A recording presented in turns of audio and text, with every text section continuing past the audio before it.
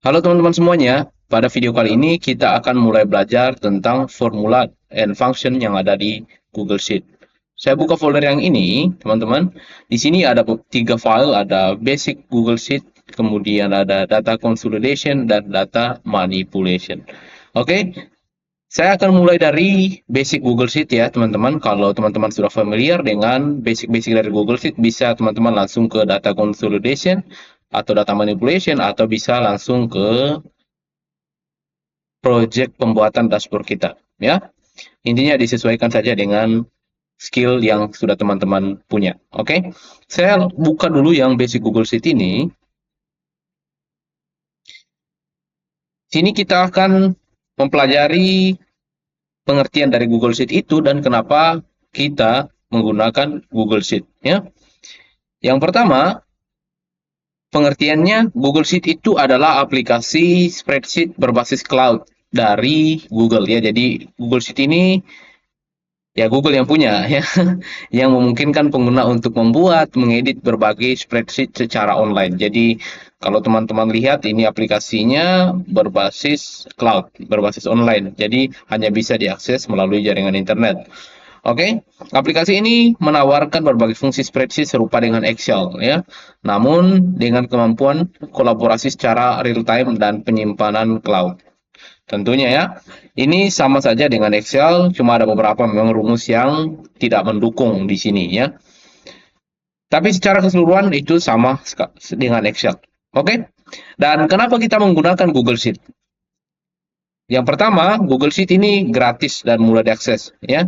Kalau Excel itu kalau teman-teman pakai yang 365 atau yang versi sebelumnya itu ada biaya subscription-nya ya, ada biaya setiap bulan. Kemudian dapat diakses kapan saja, di mana saja, dan dari perangkat apapun dengan akun Google. Jadi kalau teman-teman pindah device, itu tinggal masukkan akun Google-nya, data-data kita sudah tersedia di sana, ya, tidak perlu ganti device. Kemudian kolaborasi real time. Ya ini kenapa saya sering pakai ini karena kolaborasi bisa real time, jadi saya bisa ngedit bersama teman-teman saya file-filenya, dan kalau ada kerjaan-kerjaan tertentu yang kita tidak bisa sama-sama, langsung share saja filenya, langsung kita edit bareng-bareng ya. Kemudian penyimpanan otomatis di cloud, jadi tidak perlu Ctrl S atau tidak perlu simpan karena itu sudah otomatis tersave ya. Integrasi dengan alat Google lainnya seperti Google Form, Gmail, dan Google Calendar ya. Kalau teman-teman biasa membuat Google Form, itu biasanya data yang dihasilkan dari Google Form itu masuk ke Google Spreadsheet ini. Oke, selanjutnya fitur lengkap untuk analisis data, menyediakan rumus, fungsi, grafik, dan pivot table. Ini sama dengan Excel teman-temannya. Kalau di sini bisa kita pakai query, kalau di Excel lebih banyak lagi ya, bisa pakai Power Query, kemudian pakai M language dan lain sebagainya ya. Tapi ini sudah sangat mirip sekali dengan Excel ya. Kemudian kemudahan berbagi, mudah berbagi dengan kontrol akses berbeda ya, misalnya lihat, edit, beri komentar dan lain sebagainya ya. Jadi itu teman-teman untuk pengertiannya dan kenapa kita gunakan Google Sheet. Kemudian saya ke menu-menunya ya. Ini semua menu-menu yang ada di Google Sheet teman-teman. Ada file, kemudian ada edit, view, insert, format data, tools, extension, dan lain sebagainya. Oke, kemudian di sini ada formula barnya, kemudian ada sub menunya di sini ya. Dan kalau teman-teman mau pelajari lebih lanjut tentang menu-menu yang ada di Google Sheet, boleh teman-teman pelajari di bawah sini ya. Ini sudah saya jelaskan semua ya, menu-menunya, tinggal dipelajari. Kemudian ada shortcut di sini ya, shortcutnya ya lumayan banyak ya. Di sini misalnya kita coba salah satunya, ini untuk menampilkan di sini dia bilang membuka Windows emoji picker ya. Ini Windows titik dua atau titik koma ya. Gimana? Kita misalnya di sini kita mau tampilkan em, stiker misalnya atau emoji tertentu, kita tekan saja logo Windows di keyboard kita, kemudian titik dua seperti ini. Dan sudah muncul, kita tinggal cari icon-icon yang kita butuhkan, misalnya target. Sudah muncul seperti ini, atau smile. Seperti ini ya. Ini juga teman-teman Ctrl Z, Ctrl Y, dan lain sebagainya. Teman-teman bisa pelajari sendiri. Ini sudah ada deskripsi di sampingnya. Oke, selanjutnya kita akan bahas basic formula. Ya, kalau teman-teman masih baru dengan Google Sheet atau Excel, tentu teman-teman perlu pelajari yang seperti ini. Misalnya total revenue, ini kita pakai rumus sum, kita akan menjumlahkan ini ke bawah ya, tidak perlu kita total satu-satu pakai tambah seperti ini. Ini tambah ini ya, nggak perlu. Kita pakai rumus sama aja. Gimana caranya? Kita tulis saja untuk menulis rumus di Google Sheet itu sama aja dengan Excel. Kita tulis saja sama dengan sum seperti ini. Ya ini teman-teman pintarnya Google Sheet itu dia langsung ada AI-nya yang langsung bisa baca raw data kita, jadi dia langsung referensikan ke sini ya. Oke, misalnya enter dan hasilnya seperti ini. Tapi kalaupun AI-nya atau intelligence-nya ini tidak muncul, kita bisa langsung referensikan sendiri seperti ini ya. Misalnya dari C3 sampai C20. Oke, tutup kurung, enter. Teman-teman bisa lihat ini hasilnya seperti ini. Oke, kita mau pastikan apakah betul. Ctrl Shift bawah dan teman-teman bisa lihat di sini. Coba diklik, ada sumnya, kemudian ada rata-ratanya, ada minimalnya, max-nya, count-nya, dan ini ada count number juga ya, count unique di sini. Oke, count number ya. Coba saya klik sini. Oke ya, teman-teman, saya bisa lakukan formatting dulu di sini misalnya. Saya kasih kecil dulu teman-teman. Untuk kasih besar tadi itu, teman-teman bisa lihat shortcutnya di sini. Untuk kasih besar layarnya, kita bisa langsung cari di mana. Teman bisa cek di sini, memperbesar layar. Ini memperbesar tampilan layar, Ctrl plus plus ya. Ctrl Alt plus plus atau Ctrl plus plus saja teman-teman, seperti ini. Ctrl plus plus tampil besar, Ctrl minus minus tampil kecil ya. Di keyboardnya kita tekan kontrol kurang atau kontrol tambah-tambah ya. Oke, kita balik lagi ke sini dan saya formatting ini ke sini teman-teman, ke atas. Oke. Sekarang kalau mau cari rata-rata gimana? Sebenarnya sama aja teman-teman. Average di sini untuk cari rata-rata itu average. Kemudian kita referensikan ke sini. Oke. Hasilnya seperti nilai terendah, berarti kita kasih min ya. Oke, ini sudah referensikan. Mantap. Kemudian di sini nilai tertingginya berapa sih di sini? Berarti max ya untuk nilai tertinggi. Kemudian kita langsung enter saja karena sudah benar. Yup, kita bisa tekan tab teman-teman untuk accept referensi yang dia berikan. Tab. Oke, langsung seperti ini. Oke, sekarang kita bahas tentang referensi relatif dan absolut. Ini juga berlaku di Excel teman-temannya, dan ini sangat penting untuk teman-teman pahami karena akan sering digunakan ke depannya. Oke, di sini teman-teman, saya mau mencari total penjualan dari data kita ini, ya. Dan untuk mencari total penjualan ini, kita kalikan antara harga unit dan total yang terjualnya berapa. Untuk itu kita tekan saja sama dengan di sini. Kemudian ini harga unitnya dikali dengan harga terjual atau sebaliknya. Tetap sama saja. Enter. Dan ini teman-teman, kita tidak perlu tulis ulang rumusnya seperti ini. Kita tidak perlu tulis ulang ini kali ini lagi. Ini akan membutuhkan banyak waktu ya. Kalau datanya seperti ini mungkin tidak terasa, tapi kalau datanya sudah ribuan, itu akan memakan banyak waktu kalau kita tulis ulang rumusnya satu-satu. Caranya gimana? Kita tinggal tarik saja yang ini. Ini tadi, yang bulat kecil ini. Oke.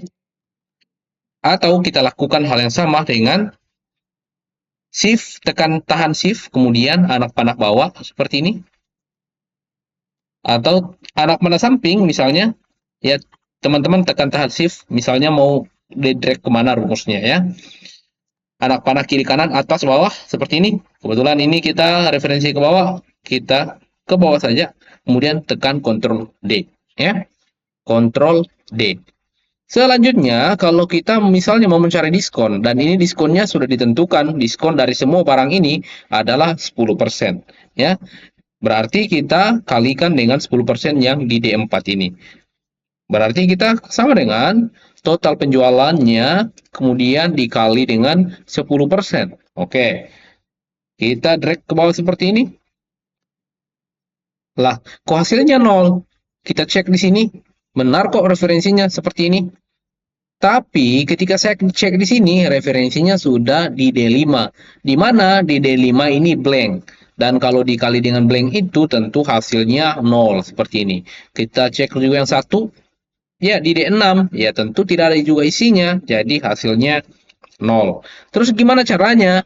Nah, itu makanya kita menggunakan referensi absolut ya. Jadi dia tidak berubah saat rumusnya ditarik atau disalin ke sel lain ya. Berarti kita bisa tekan di sini, bisa misalnya kita kali ulang saja seperti ini. Di kali ini kita tekan Fn F4 seperti ini.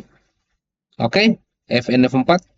Kalau teman-teman tidak bisa, tekan F4 saja. Karena ini tergantung settingan laptop dan keyboardnya teman-teman ya. Fn F4 seperti ini.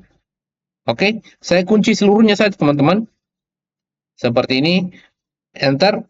Jadi teman-teman bisa lihat, ini ada logo dolarnya teman-teman ya. Logo kuncinya itu. Saya tag ke bawah.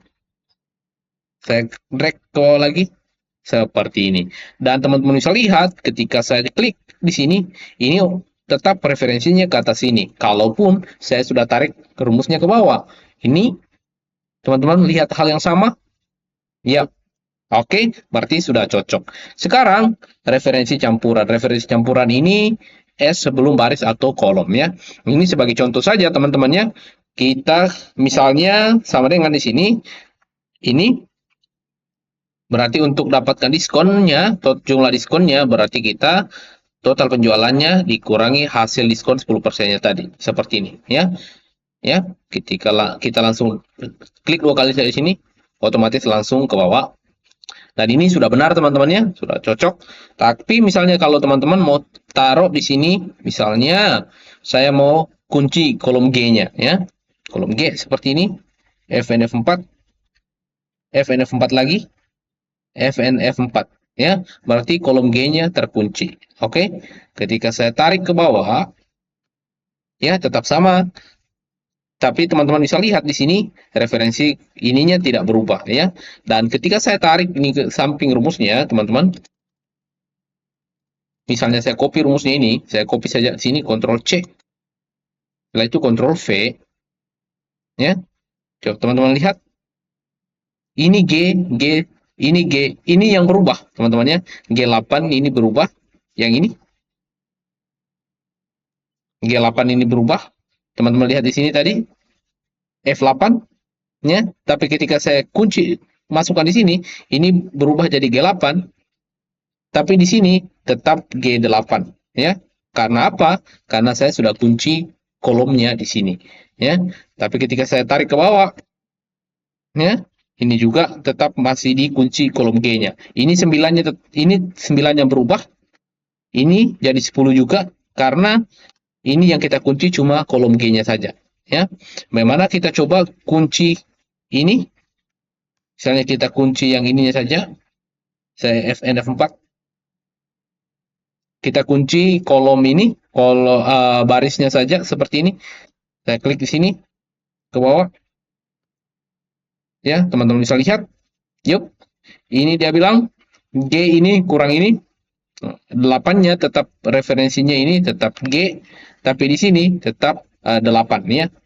8 dia tidak berubah referensi ininya, referensi barisnya jadi tetap 8, G-nya berubah, ini tetap 8. Ketika saya copy ke samping teman-teman, saya tambahkan satu kolom dulu di samping. Saya copy di sini. Ini 0 juga. Coba teman-teman lihat. Ini hanya berubah. Karena hanya ini tadi sebelumnya hasilnya teman-teman bisa lihat ini G. G8 ya. Tapi ketika saya copy di sini, ini jadi H8. tetap ini H8. Ini juga tetap kalau kita copy ke bawah, tetap hasilnya adalah H8 ya. Ini H8.